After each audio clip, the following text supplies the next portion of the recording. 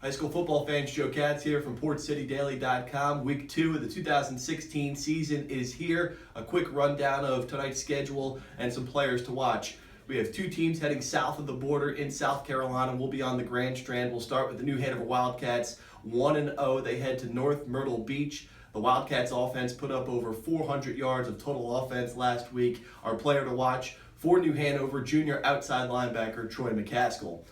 The Hoggard Vikings off to a tough start, 0-1 on the year. They'll open their home schedule against 71st out of Fayetteville. Player to watch, senior offensive lineman Labib Ishmael helped the Vikings rush for 252 yards in last week's 23-20 setback.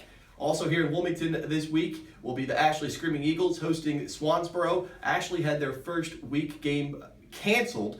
The coaches couldn't agree on when the game will be played due to lightning up in Onslow County. The Screaming Eagles will take on Swansboro, 7 o'clock out in Monkey Junction. Player to watch from that game will be senior transfer Corey Whaley, a wideout and strong safety who has transferred from Aberdeen, Maryland. The Laney Bucks head up to Greenville to take on J.H. Rose. The Bucks fell to Wallace Rose Hill last week. Meek Watkins, senior standout running back for Laney, is a guy to keep an eye on. J.H. Rose, the Rampants, went to the 4A state championship in 2015. Down in Brunswick County, the North Brunswick Scorpions, 1-0 on the year. They also head down to the Grand Strand to take on Socastee. Player to watch in that game, Jalen Washington, a multiple-time state champion on the track.